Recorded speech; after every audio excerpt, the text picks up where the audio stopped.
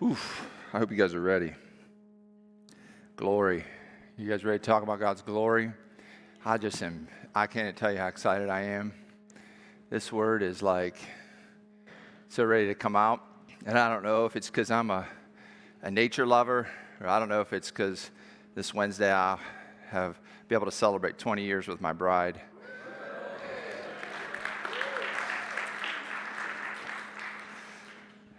Hardly seems possible, right? Thank you. I'm grateful. That's all I can say is I'm grateful.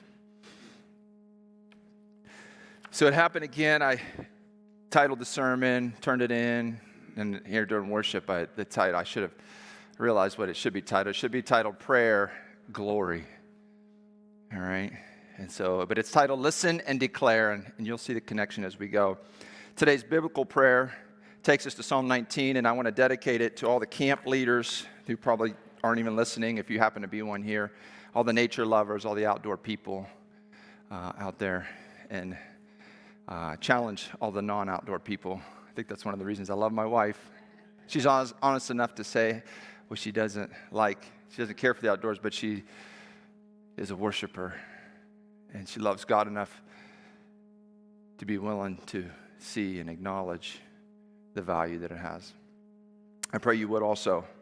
This prayer, Psalm 19, doesn't necessarily start off as a prayer, but more so a declaration.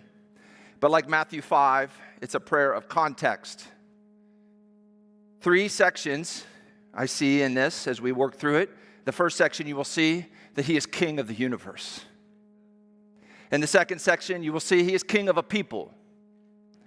And in the last section, you will see that he is king of me. Context. They have the picture I want you to put up. If you could, a couple years ago, I think it's been 10 at least now. If you guys remember the Fredettes, a family that lived here and worked with us for a while, we're moving to Seattle, and Paul said, hey, we got to move, but instead of hiring a moving company, how about if I hire you and John Dorenzo and a buddy? How about if I hire you guys, meaning I'll pay your way, and you guys pack up my house and drive us out? And I thought, oh man, what an opportunity to drive from here to the West Coast, and was it ever an opportunity? And so over the course of a couple days, we made that trip and saw some amazing things. America is a beautiful country. But one night, as we were in either Wyoming or Montana, we were heading into Coeur d'Alene, I think, Idaho, to stay the night. And we were driving, and this western sky was just glorious. So we're driving a moving truck and a pickup truck and some things, full. I said, guys, we got to pull over. I mean, there's nobody on the road. It's late at night. And we get out and we lay down on the side of the highway. I know it's not the smartest thing to do. And this picture doesn't even do it justice. This isn't the picture that I took. It's a picture just of the Montana sky at night. I wish I could take you there. Maybe you've seen it.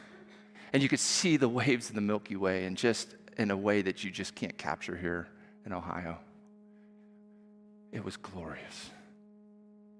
And so I share that with you before I read the first part of Psalm 19.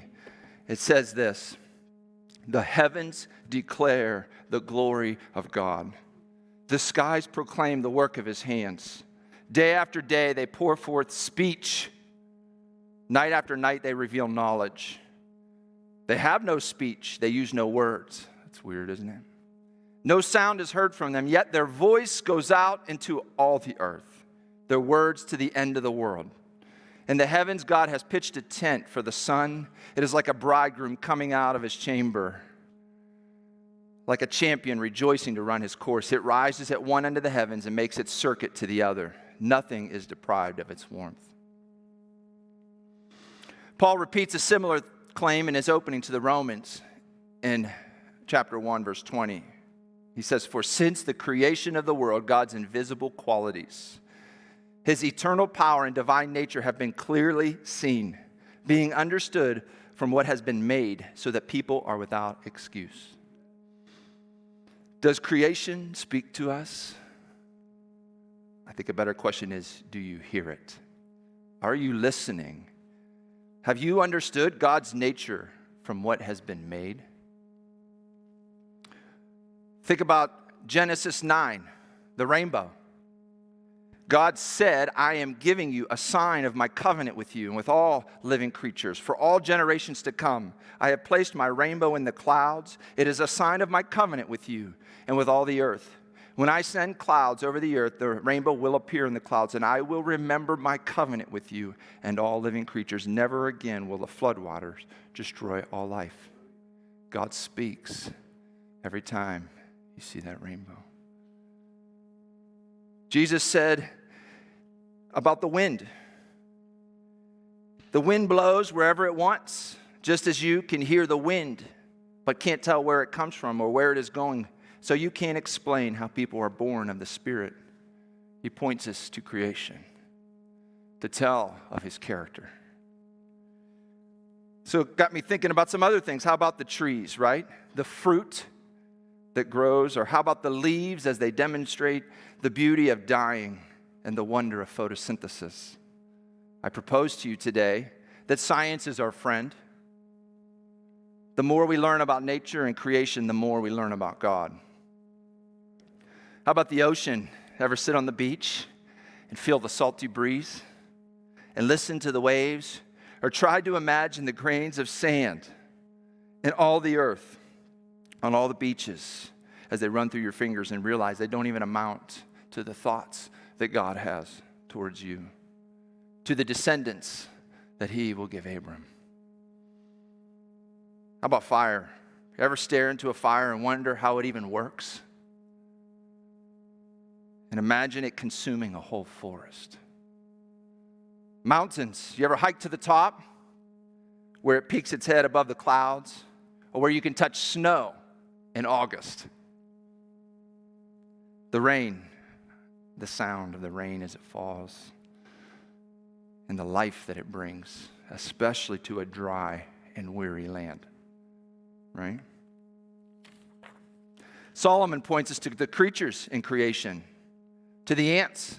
In Proverbs 6, take a lesson from the ants, you lazy bones. Learn from their ways and become wise. Don't just kill them. I'm sorry, that's not in there. Though they have no prince or governor or ruler to make them work, they labor hard all summer gathering food for the winter. Later in chapter 30, he does it multiple times, but here's a sampling. There are 4 things on earth that are small, but unusually wise. Ants, they aren't strong, but they store up food all summer. Hyraxes, they aren't powerful, but they make their home among the rocks. Locusts, they have no king, but they march in formation. And lizards, they are easy to catch, but they are found even in kings' palaces. He didn't put fireflies in there because they didn't have them in Israel. But I'm sure there's a number of things, but I would add fireflies in the way they light up the night sky. Jesus follows in his great, however many greats is exactly right, grandfather's ways. And he points us to the birds and the wildflowers in Matthew 6. The NIV, I'll read the NLT, the New Living Translation, but the NIV actually says consider and observe. But in the New Living Translation, it says, this is why I tell you not to worry about everyday life, whether you have enough food and drink or enough clothes to wear. Isn't life more than food and your body more than clothing? Now, here's where he says, look at the birds. They don't plant or harvest or store food in barns, for your heavenly Father feeds them. I ask you today, when's the last time you sat and looked at birds?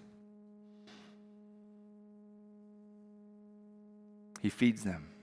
Aren't you far more valuable to him than they are?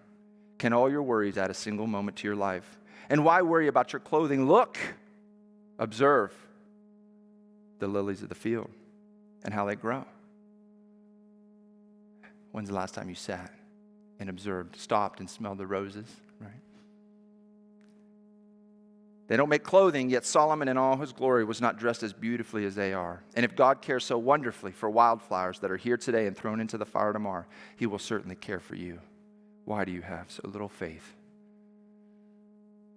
Please hear those words today, lest you become like Job, whose pain and frustration brought him to the point where he wasn't even impressed with creation, let alone the Creator.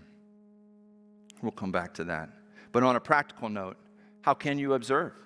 How can you look at things? Well, you have to be outside. In order to hear the creation declaring his glory, you have to be outside. In fact, another case where science is catching up with Scripture. The gentle burbling of a brook or the sound of the wind in the trees can physically change our mind and bodily systems, helping us relax. In 2017, at the University of Sussex, they did a study. And unique to this study is that it was one of the first to use brain scans, heart rate monitors, and behavioral experiments to suggest a physiological cause for these effects. When listening to natural sounds, the brain connectivity reflected an outward directed focus. I can't even believe the science put that phrase, outward directed focus of attention. And when listening to artificial sounds, right, man-made sounds, the brain connectivity reflected an inward directed focus of attention.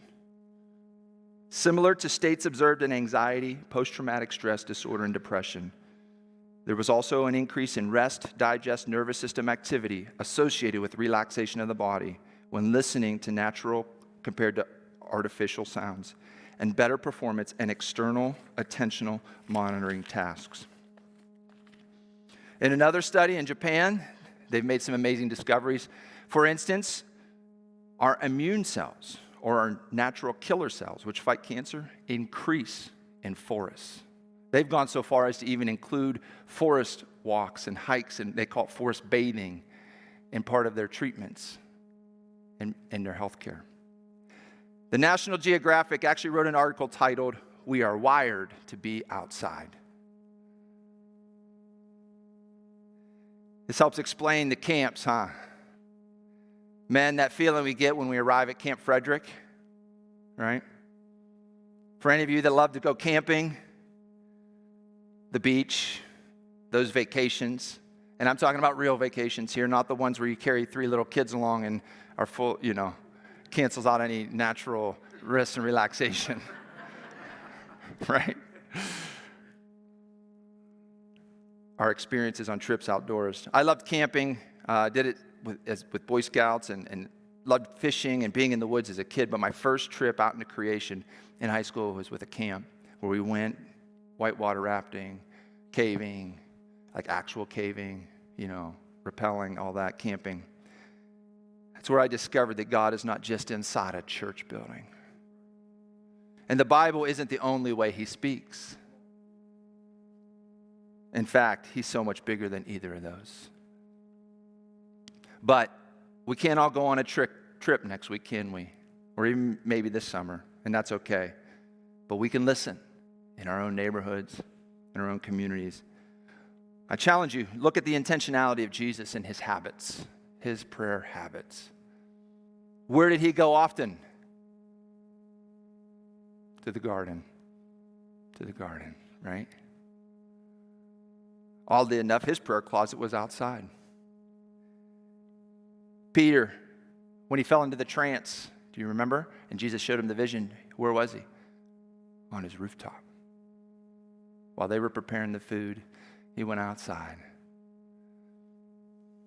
I wouldn't be surprised if in these times they noticed the ants working tirelessly, or the wind blowing, or the clouds carrying the rainbow, reminding them of his promise, or the rain falling on the righteous and the unrighteous. Or observed the lilies of the field, or saw the birds of the air, or the sun coming forth like a bridegroom, or heard the heavens declaring. But things have changed a bit, haven't they? This is the historical piece. Our lifestyle, our modern ways with electricity and electronics have caused us to be more and more inside. Our square footage has grown in our homes. They've become nicer, kind of drawing us back into the house. Estimates say that about 90% of modern people's time is spent inside. Think about that, even compared to the ways of old, even early America. Even if you were cooking and preparing and washing, you were outside hanging the laundry, collecting the eggs, gathering water. Lots of life was done outside. We got a dog about a year and a half ago now. Best and worst decision ever. I'm kidding. He's been more great than not. But something interesting happened. You know, when you train a dog, when you have a dog, he needs to go outside, or they have to go outside a lot. And especially when they're puppies, you got to go with them and keep an eye on them. And so I found myself regularly every morning outside, every evening outside, often in early hours and late at night. And this really amazing thing happened. I would find myself in the night sky, looking up more often and feeling small and seeing the greatness of his glory, and especially in the evening during the winter, even though I didn't want to be out there. And I would see the blanket of snow and just the calmness that would set over the earth in the evening. And then as I got real cold, this other cool thing happened. I would find myself being grateful for this warm house to go into. I think about people who didn't have that. Early in the morning, you know, you hear the call, the crow, the birds chirping. I found myself looking forward to it. It forced me to be more regular, to be outside. I got a really nice new fireplace, though. I like being inside. I got a really nice sofa. I got things drawing my attention. It takes effort. It takes intentionality. That's how you can. And so what am I saying specifically? Yes, I am saying go outside and listen. Find ways. Music is a start. But in this research, what I found so interesting, one of the insights is that artificial music, although it's a start, it doesn't engage all the senses. Being outside, you see it, and there's a depth. There's actually a physiological science behind that, depth perception. You touch it, those breezes, those sands. You smell it. Right? Not always good, and maybe even taste it. It takes you so far beyond hearing. And so, wait a minute, isn't all this nature talk a little new age? Is Church of the Rock going new age here? No, it's not new age. It's actually first age. But it's been hijacked. It's been hijacked. And so, what is New Age is what is described in Romans 1 as we continue on. Yes, they knew God, but they wouldn't worship him as God or even give him thanks. And they began to think up foolish ideas of what God was like. As a result, their minds became dark and confused, claiming to be wise. They instead became utter fools, and instead of worshiping the glorious, ever-living God, they worshiped idols made to look like mere people and birds and animals and reptiles. So God abandoned them to do whatever shameful things their hearts desired. And as a result, they did vile and degrading things with each other's bodies. They traded the truth about God for a lie. So they worshiped, here it is. So they worshiped and served the things God created instead of the Creator himself, who is worthy of eternal praise. Amen. And so be careful that you don't throw out the baby with the bathwater. We have a tendency to do that on challenging topics, especially things like alcohol or spiritual gifts or science. In the best case, it's fearful, right? We're afraid that we're going to mess it up, so we just kind of stay away from it, just avoid it altogether. But worst case scenario, it's lazy, because it's hard work. It's hard work to learn and discern these things. For example, I hear well-meaning folks take issue at times with meditate or meditating. Probably feel the cringe in the room, right? But Psalm 1:2 says this: they delight in the law of the Lord, meditating on it day and night. Don't throw the baby out with the bathwater. 1 Timothy 4:15 says, meditate upon these things, his precepts. Give thyself wholly to them, the whole being, all five senses, mind, body, and soul. Don't throw the baby out with the bathwater. In an effort to not be that or not be them, we become something totally different than what we are supposed to be. We overcompensate. And that is not discernment, that is not wisdom, it is religion, where the focus is on us. And this is where the enemy excels, getting the focus off of him and on us or them. New Age, I will admit, is especially tricky though, because it props up living things like trees and animals, not just man-made statues. And also living beings such as psychics and mediums.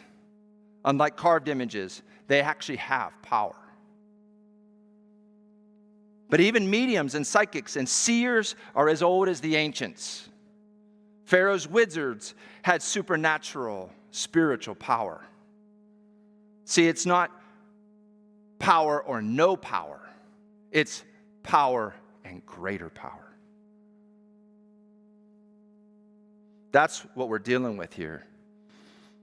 Knowing they came from a place that practiced this type of religion and witnessed the power of it, Moses lays out these warnings in Deuteronomy 18, 9 through 14. He says, when you enter the land the Lord your God is giving you, be very careful not to imitate the detestable customs of the nations living there. For example, never sacrifice your son or daughter as a burnt offering. How unfortunate he has to even say that. Seriously. I read that and I thought, that has to be said. But it does. It did. And do not let your people practice fortune telling or use sorcery or interpret omens or engage in witchcraft or cast spells or function as mediums or psychics or call forth spirits of the dead. Do you hear that? Anyone who does these things is detestable to the Lord. It is because the other nations have done these detestable things that the Lord your God will drive them out ahead of you. But you must be blameless before the Lord your God. The nation you are about to displace consult sorcerers and fortune tellers, but the Lord your God forbids you to do such things. So I say to you, Christians, as Isaiah did to Israel in chapter 8, verses 19 through 20, someone may say to you, let's ask the mediums, come on, go with me to this event, to this place. And let's ask the mediums and those who consult the spirits of the dead. With their whisperings and mutterings, they will tell us what to do. But shouldn't people ask God for guidance? Should the living seek guidance from the dead? Look to God's instructions and teachings. People who contradict his word are completely in the dark. Ooh. So that leads us to the next section, Psalm 19. The instructions of the Lord are perfect, reviving the soul. The decrees of the Lord are trustworthy, making wise the simple. The commandments of the Lord are right, bringing joy to the heart. The commands of the Lord are clear, giving insight for living. Reverence for the Lord is pure, lasting forever. The laws of the Lord are true, each one is fair. They are more desirable than gold, even the finest gold. They are sweeter than honey, even honey dripping from the comb. They are a warning to your servant and a great reward for those who obey him. I find it so interesting that David started with creation, God as creator, king of the universe. And here he answers the question, by what authority? Now, the Pharisees asked a lot of stupid questions, but one of the greatest questions they asked is, by what authority do you do these things?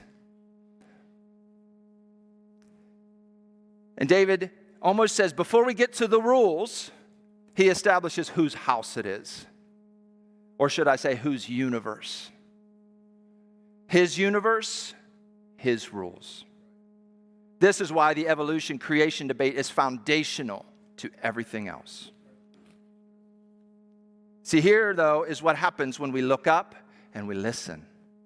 Creation, brothers and sisters, creation is calling out. It is calling us out of hiding, back to the garden, to draw near and be still, to stand and to walk, to bow down and to sing praise, to stand in awe and to join in. When we don't have this, his law, his instructions, his commandments, when we don't have this with us, when it isn't being preached, when we have drifted away, when we feel like our problems are so big, when we feel like our life is so important, when the worshipers are silent, God made provision.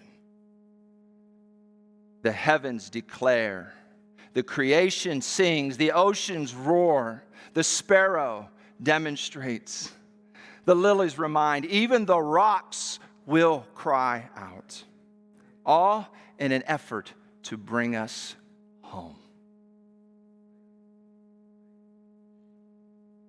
I heard a profound insight recently, Pastor Gary Mariano.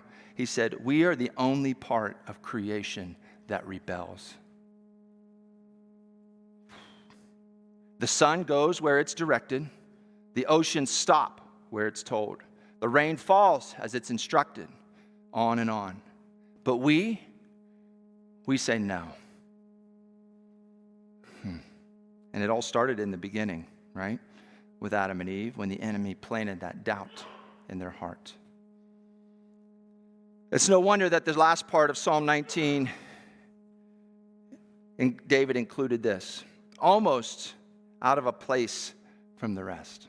It's almost out of place from the rest. He says this, how can I know all the sins lurking in my heart? Cleanse me from these hidden faults. Keep your servant from deliberate sins. Don't let them control me. Then I will be free of guilt and innocent of great sin. May the words of my mouth and the meditation of my heart be pleasing to you, O Lord, my rock and my redeemer. If we are willing to listen, first to creation's calling, then to his instructions, and finally the truth about what's in our heart, that might be the hardest thing to listen to of all. We can get a foretaste of Eden restored. Isn't that what it's really all about? And I don't mean just the amazingly beautiful garden, even though it is the nature of natures and the garden of gardens. More than that, it was where God and man walked together in unhindered fellowship. That is the ultimate redemption we long for. It is what Jesus died for, to reconcile us to the Creator. Paul talks about this in Colossians 1. He says, the Son is the image of the invisible God, the firstborn over all creation. For in him all things were created, things in heaven and on earth, visible and invisible, where thrones or powers or rulers or authorities. All things have been created through him and for him. He is before all things, and in him all things hold together. He is the head of the body, the church. He is the beginning and the firstborn from among the dead, so that in everything he might have the supremacy.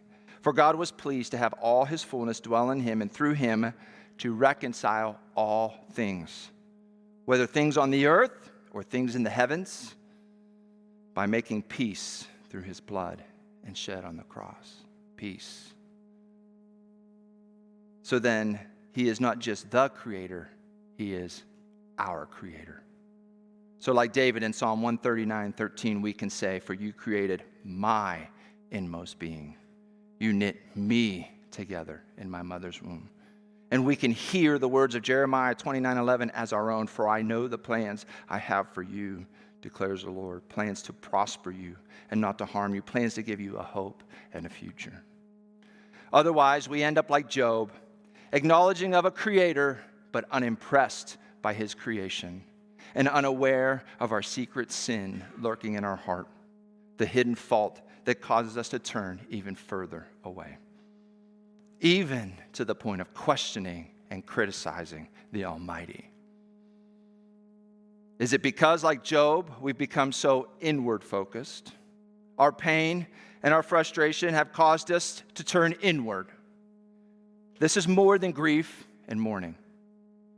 Sin has seized an opportunity and tempted Job to forfeit all trust. And then in his anger, he accuses. He accuses and criticizes. It's idolatry. It's arrogance. And how does God respond to the accusations, to the criticism? If you go and read Job 38 and 39, we won't read it here today, but God spends two chapters instructing him and reminding him where to look. And it wasn't to the latest conquest, and it wasn't to the latest news, it wasn't to the roof over his head or the food in his belly. For 2 chapters, God points him to creation. The beginning, the skies, the ocean, the light, the dark. Do you know where I keep the snow, Job? The wind, the rain, the land, the dew, the crops, the grass, the stars, the seasons, the clouds, the lioness, the ravens. He even talks about birth and gestation periods. Who, Job, came up with all that? I would add that if it was written in a modern day, he'd say the airplane. You think, man, you think you're so great that you came up with the airplane? You got that idea from me. 2 chapters. And he ends with this question: will the one who contends with the Almighty correct him? Let him who accuses God answer him. And so Job does. And here's what Job says. He answered the Lord, I am unworthy. How can I reply to you? I put my hand over my mouth. I spoke once, but I have no answer. Twice, but I will say no more. Talk about getting put in your place, right? But this is incredible. God wasn't done with him yet. 2 more chapters. Go read it. No wonder God said, I will question you like a man, Job, before he started it all. This certainly wouldn't fall under today's modern definition of compassion, or as I call it in many cases, false compassion. And here's Job's second response in 42, 1 through 6. He replied to the Lord, I know that you can do all things. No purpose of yours can be thwarted. You asked, who is this that obscures my plans without knowledge? Surely I spoke of things I did not understand, things too wonderful for me to know. You said, listen now, and I will speak. I will question you, and you shall answer me. My ears have heard you, but now my eyes have seen you. Therefore I despise myself and repent in dust and ashes. He finally looked up, looked out, and listened.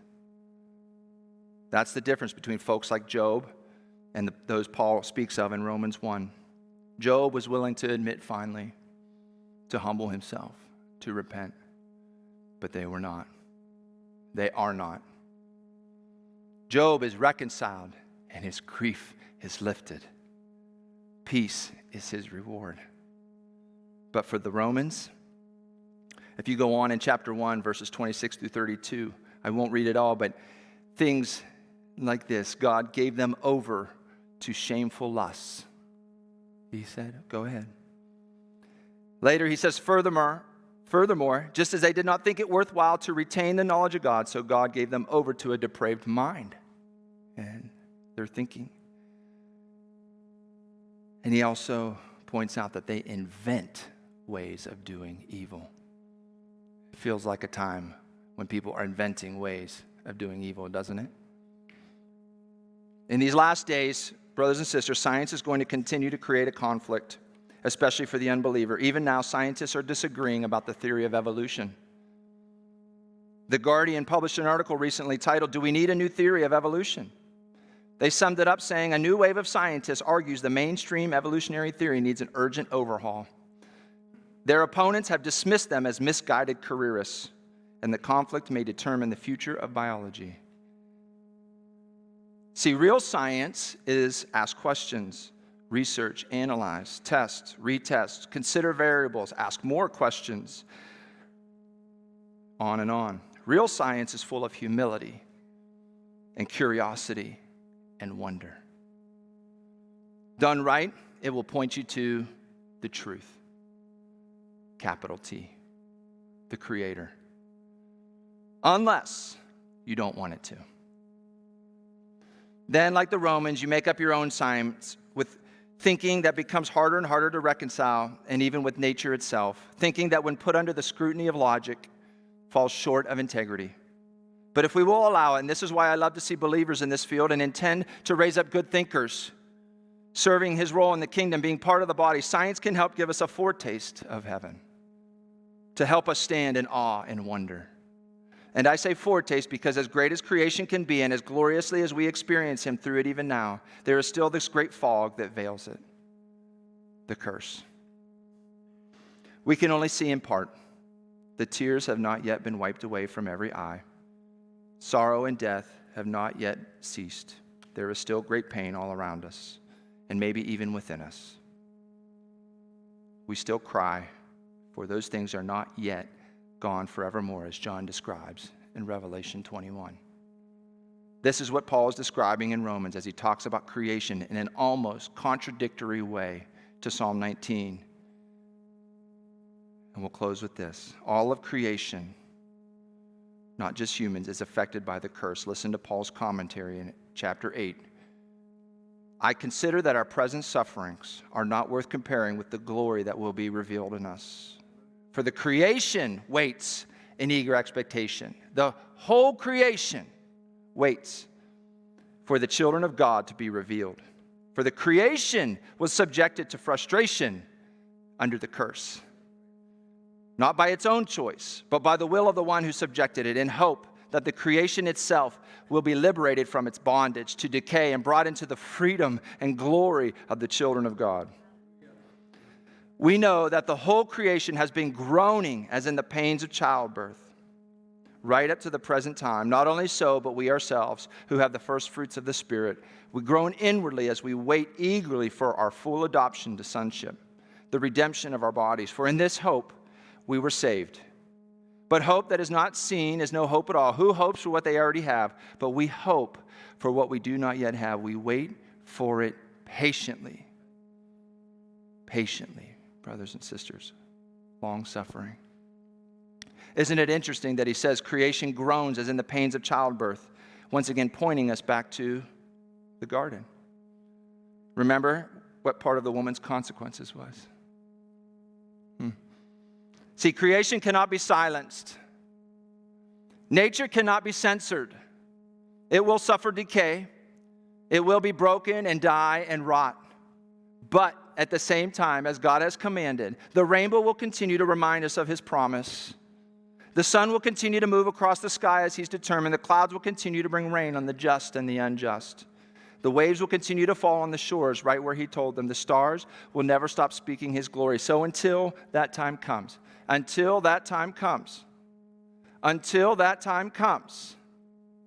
just as all the rest of his creation feels the pain of the curse through disease and death and decay and groans in frustration, awaiting the full redemption, yet still obeys, yet still declares his glory.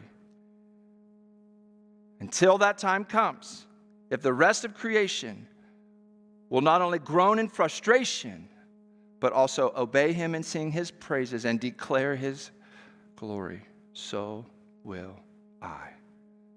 Will you? We're going to play a final song here. And there's pictures with it and lyrics. I wonder if you've ever heard it. I wonder if you've ever listened to it and seen the lyrics. We're going to play it today, and I invite you to join in all of creation, to see his glory and to sing his praises.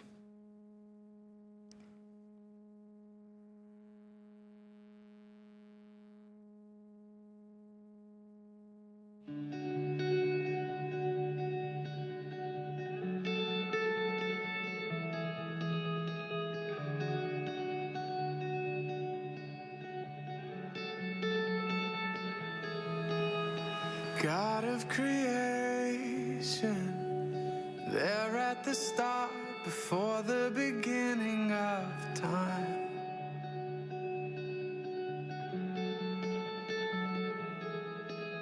With no point of reference, you spoke to the dark and fleshed out the wonder of life.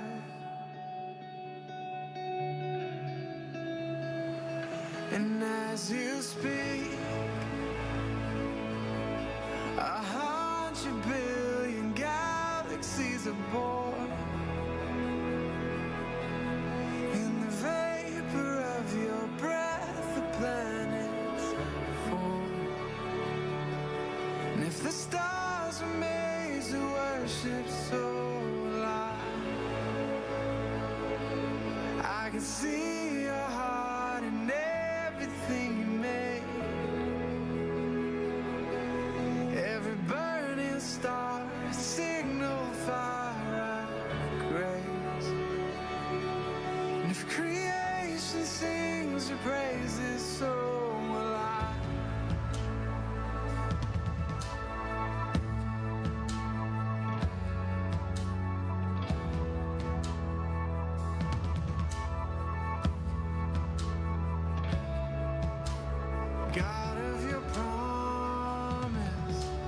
don't speak in vain, no syllable empty or void.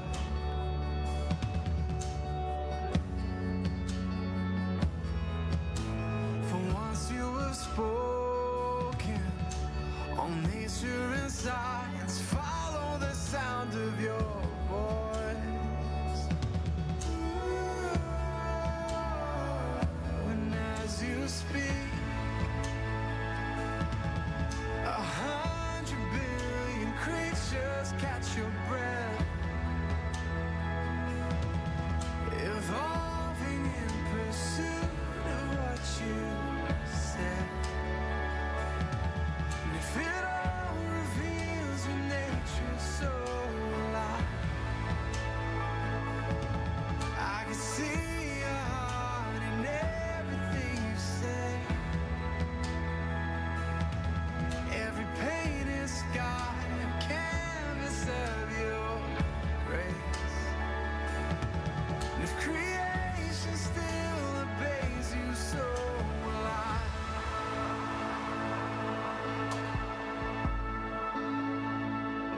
So will I.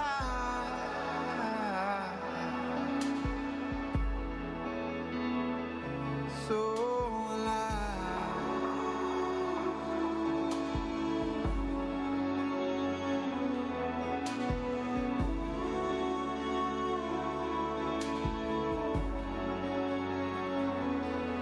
If the stars are made to worship, so will I. If the mountains bow in reverence, so will I. And if the oceans roar your greatness, so will I. For if everything exists to lift you high, so will I. And if the wind goes where you send it, so will I. If the rocks cry out in silence, so will I. If the sum of all our praises still falls shy,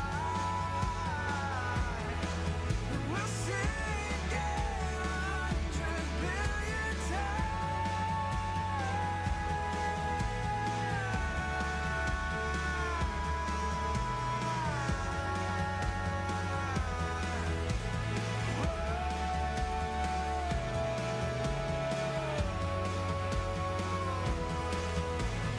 God of salvation, chase down my heart through all of my failure and pride.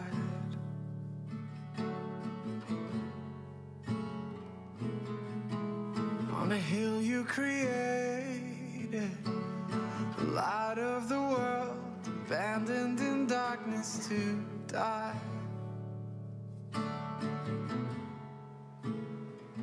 And as you speak, 100 billion failures disappear. Where you lost your life so I could find